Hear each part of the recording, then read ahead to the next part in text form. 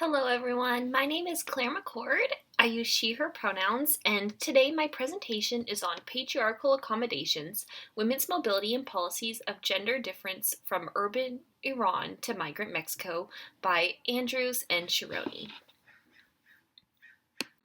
To introduce this piece, really the main idea that these authors are discussing is how patriarchal policies influence women's mobility at different scales. And this is really taking a unique look at policies that seem very oppressive in nature, but ended up actually having some arguably positive effects on women's lives. So, in order to make these claims, they look at Tehran and research in San Pedro, Mexico. And these are really looking at it at different scales because of the mass urbanization in Tehran and the small, more village like community in San Pedro. But both ended up having policies that affected women's mobility. And another really key part of this reading was the role of economic liberalization and expansion. A lot of these policies and accommodations that were patriarchal in nature were coming about because of the transition that these communities were going through, whether it be the Iraq-Iran war or structural adjustment programs in Mexico.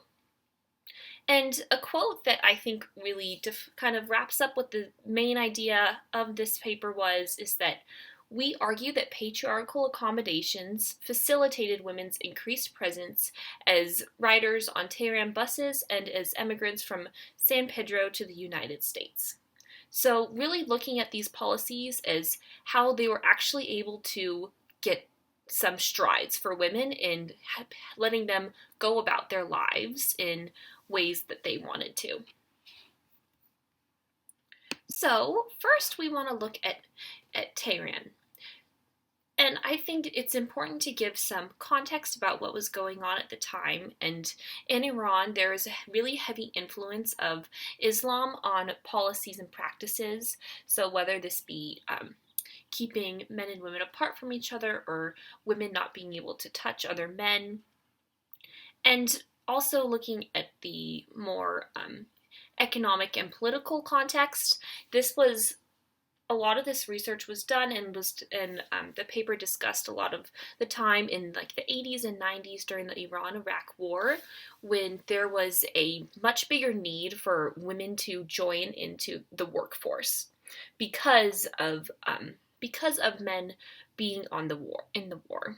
And because of women needing to be in the workforce and needing to go get educated, they had to travel to get to these jobs and to their schools.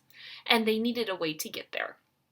And so they heavily relied on public transportation, but men also used public transportation, and there needed to be a space where men and women could be separate from each other. So this started the policy of creating a separate spaces on the buses for women to go be able to have a safe space away from men. And one quote that really stood out to me about this section was that, ironically, by providing a religiously appropriate and safe space for women in the public sphere, segregation facilitated their mobility across the city. The separate bus space also removed the hassle of competition with men over space. While waiting for buses, riders had previously jostled for position rather than waiting in line. And I think that this policy really gives a lot of context about the relationship between men and women, in that a lot of women expressed that this policy was actually really helpful for them because they weren't worried about having to be harassed by men on the bus or worried about being jostled and their headscarves coming off. And I think that this just really shows how important the gender ideals of the religion factored into this policy.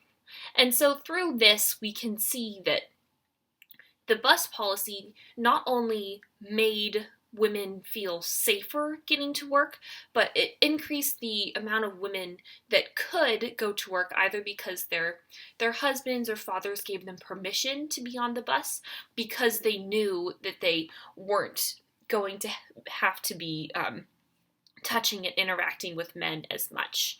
And while this policy seems very, very oppressive because it's making sure that men and women are segregated, it's pretty ironic because it actually ended up making women feel more likely to want to go on the bus.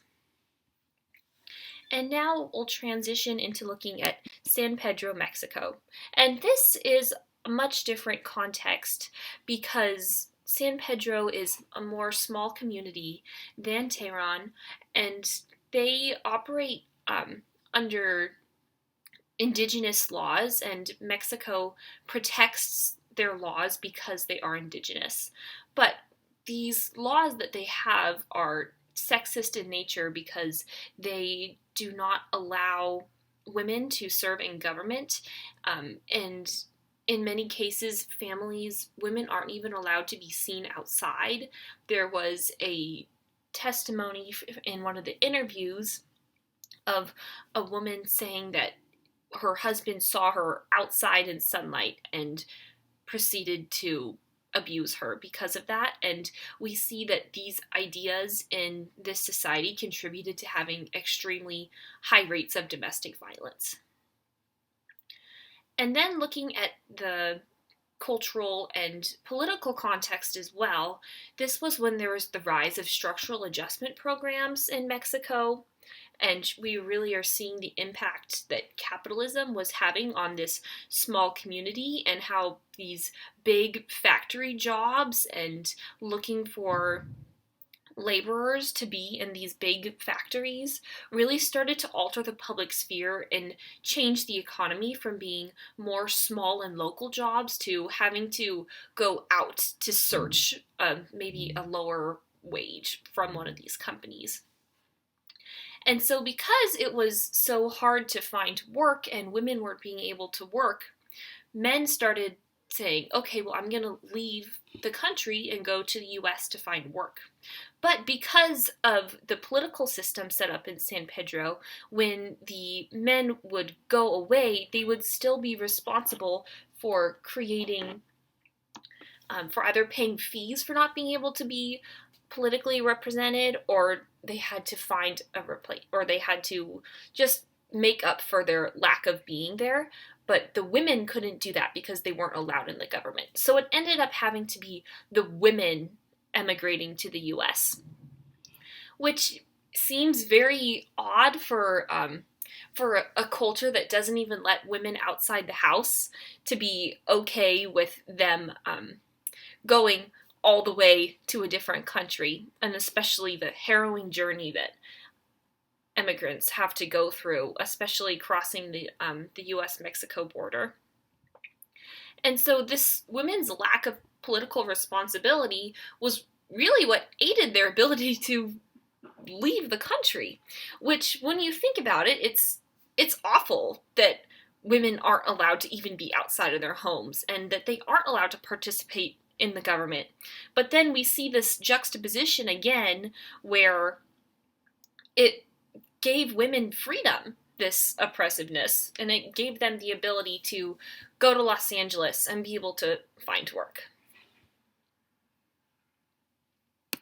And so, looking at some major themes that we saw, this quote really stuck out to me.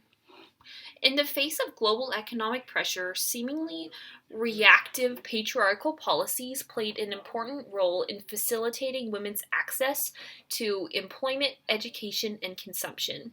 So having this separate safe space for themselves really aided their ability to get a job, especially in Tehran, where they felt comfortable being able to take the bus or to go to school.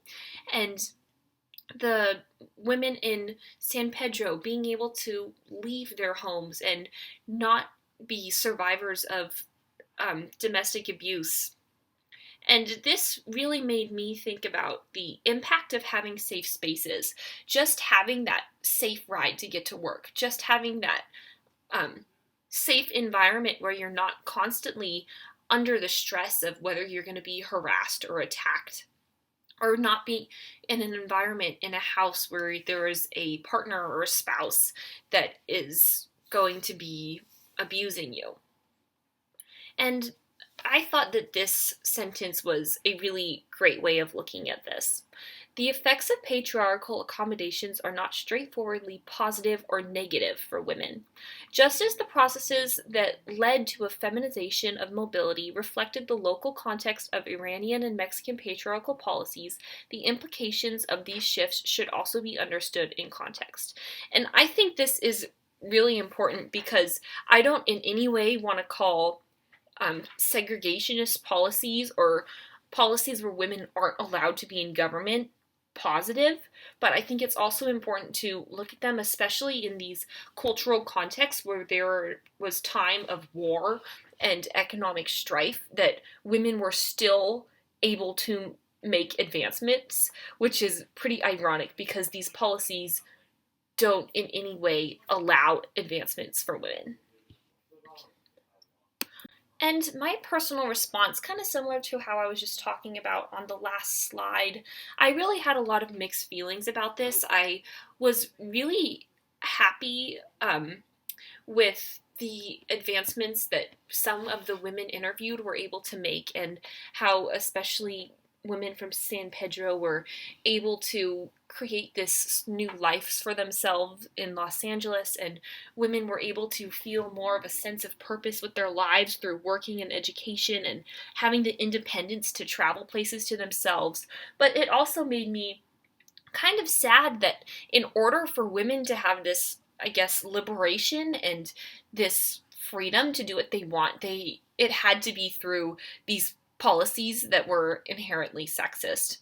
And I think that another important aspect of this is the looking at the mental health of women too, and especially in terms of being harassed and abused at home, that these sexist policies gave women a reprieve from that.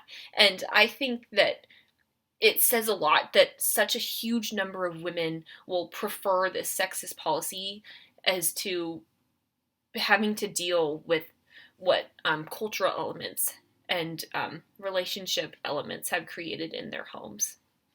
Another thought that I had about this while reading was about the where non-binary people fit into this. I think that especially the segregation of men versus women was really interesting, and I would just like to be able to think a little bit more about that, especially if we're talking about societies that barely let women be seen out of the house, how people who identify as part of the LGBTQIA plus community feel about these policies, or just about being in these societies in general.